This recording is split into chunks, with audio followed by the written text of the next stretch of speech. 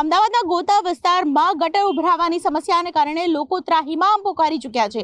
ગોતા વિસ્તારની અંદર એક તરફ જ્યાં લોકોએ કરોડોના મકાન બુક કર્યા, ઘર બુક કર્યા, ત્યાં જ ગટરની પાણીની સમસ્યાને કારણે અહીં લોકો ત્રાહિમામ પોકારી ચૂક્યા છે। ગંભીર બીમારીઓના પણ લોકો ભોગ બની રહ્યા છે। આપ જોઈ રહ્યા છો આ ગોતા વિસ્તારના દ્રશ્યો કે જ્યાં ગટરના પાણી ઉભરાવાની સમસ્યા છે, છેલ્લા 1 મહિનાથી છે અને તેને કારણે લોકો પરેશાન થતા જોવા મળી રહ્યા છે। અહીંથી પસાર થવું હોય તો મોઢા પર રૂમાલ બાંધીને લોકો પસાર થાય છે। ચાલતા જ્યારે લોકો પરેશાન થતા હોય ત્યારે આવી પરિસ્થિતિ વચ્ચે લોકો સાથે પણ વાતચીત કરવાનો એક પ્રયત્ન કરીશું, કારણ કે રાતના સમયે પણ સૌથી વધારે મુશ્કેલી લોકો અનુભવતા હોય છે, એમાં પણ મચ્છરનો ત્રાસ વધી ગયો છે। મને શું કહેશો, કેટલા સમયથી આ પ્રકારની પરિસ્થિતિ છે એ પણ જણાવશો કે કેટલી ફરિયાદ કરીને કેવી રીતે શું જવાબ મળ્યા? છેલ્લા લગભગ 1 મહિનાથી આ ગટર ઉભરાવાની સમસ્યા છે અને રાહદારીઓ જે કોઈ બી નીકળે છે એ બી આ રસ્તેથી હાલવાનું ટાળે છે, કારણ કે સખત વાસ આવે છે અને એકદમથી મચ્છરનો અને સખત ત્રાસ રહે છે। ઘણી બધી રજૂઆત બી થઈ છે અને હવે આગળ એવું ઈચ્છીએ છીએ કે આ સમસ્યાનું સમાધાન ફટાફટ મળે તો વધુ નામ છે તમારું ને આ સમસ્યા માટે કેટલી રજૂઆત આપે પણ કરી છે? મારું નામ જિગ્નેશ છે, હું કોરસ હાઇટ્સમાં રહું છું અને છેલ્લા 1 મહિનાથી આ સમસ્યા છે, જેમાં અમે 5 થી 7 વખત રજૂઆત કરી અને અલગ અલગ રજૂઆતે અલગ અલગ રીતે એ કમ્પ્લેનને ક્લોઝ કરી દેવામાં આવે છે।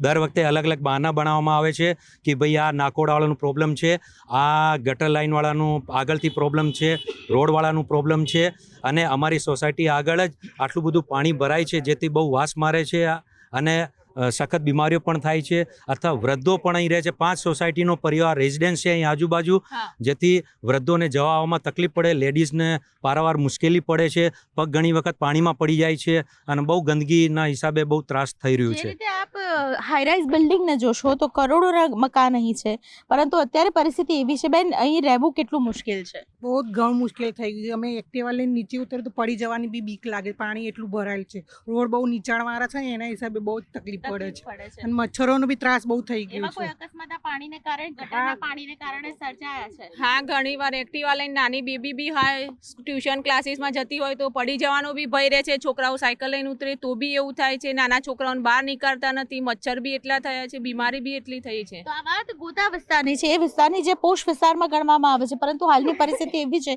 કે અહીં જે પ્રકારની પરિસ્થિતિ સર્જાઈ છે, લોકો ત્રાહિમામ પોકારી ચૂક્યા છે। ભાઈ, કેટલી ફરિયાદો છતાં પણ હજુ કોઈ પણ પ્રકારનું નિરાકરણ નહીં, નિકાલ નહીં? આવો જ પ્રોબ્લેમ 6 મહિના પહેલાં પણ થયો હતો, ત્યારે અમે કોર્પોરેટરને મળીને પણ રજૂઆત કરી હતી, એના આસિસ્ટન્ટ એન્જિનિયર સાહેબ પણ સાથે પણ વાત થયેલી, ત્યારે બધા એવું કહેતા હતા કે ન્યૂ રાણીપમાંથી પાણી આવે છે।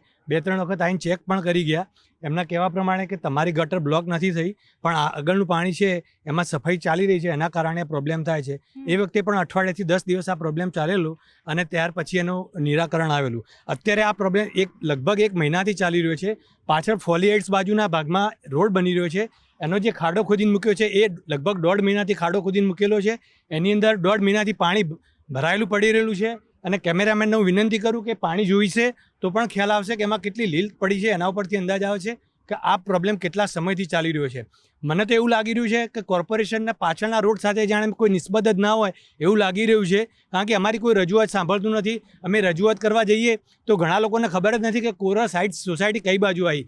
જેટલી વાર અમે રજૂઆત કરવા જઈએ છીએ એટલી વાર એમને એવું જ પૂછવું પડે છે કે સોસાયટી કઈ બાજુ આવી છે। મત આપો ત્યારે આવે। બીજી વસ્તુ કે અમને દિવાળી પહેલા સાબરમતી ધારાસભ્યની ગ્રાન્ટમાંથી 5 બાકડા માટેની પણ રજૂઆત કરી હતી, તો એનું ફોલોઅપ પણ અમે ઘણા સમયથી લઈ રહ્યા છીએ।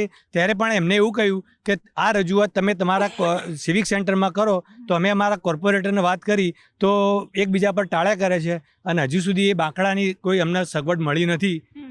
હું 19 જાન્યુઆરીએ ત્યાં સુરેશભાઈ એન્જિનિયર છે, આસિસ્ટન્ટ એન્જિનિયરને મળ્યો તો એમને ફોટા બી આપ્યા, વાત થઈ તો બી એમને કશું ગણકાર્યું કે જ્યારે થશે ત્યારે થશે।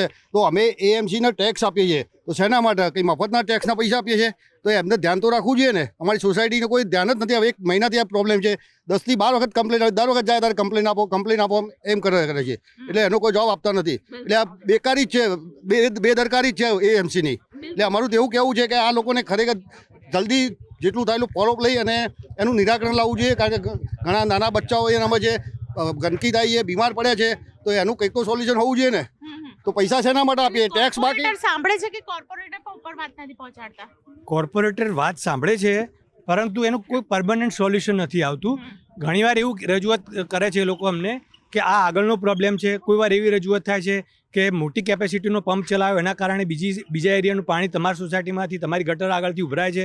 પણ અમારું કહેવું એવું છે કે કદાચ પાણી ઉભરાતું હોય તો એનાથી કોઈ વાંધો નથી. વહેલા મોડા એનું સોલ્યુશન જેમ બને એમ જલ્દી લાવી લેવું જોઈએ. પણ પાણી ભરાઈ ના રહેવું જોઈએ. પાણી નીકળી જાય એવો તો કોઈ રસ્તો તાત્કાલિક ધોરણે કરી જ દેવો જોઈએ, એવી અમારી રજૂઆત ખાસ છે. બિલકુલ. તો છેલ્લા 1 મહિનાથી આ પ્રકારે લોકો પરેશાન થતા જોવા મળી રહ્યા છે. જે પ્રકારના સવાલ ને જવાબ મળી રહ્યા છે, લોકો તેનાથી સંતુષ્ટ નથી અને તેને કારણે ખાસ કરીને અમદાવાદ મહાનગરપાલિકાના કામને લઈને અનેક સવાલો છે તે અહીં ઊભા થઈ રહ્યા છે. કેમેરા પર્સન પ્રકાશ રબારી સાથે દીપિકા ખુમાર, ન્યૂઝ 18 ગુજરાતી, અમદાવાદ.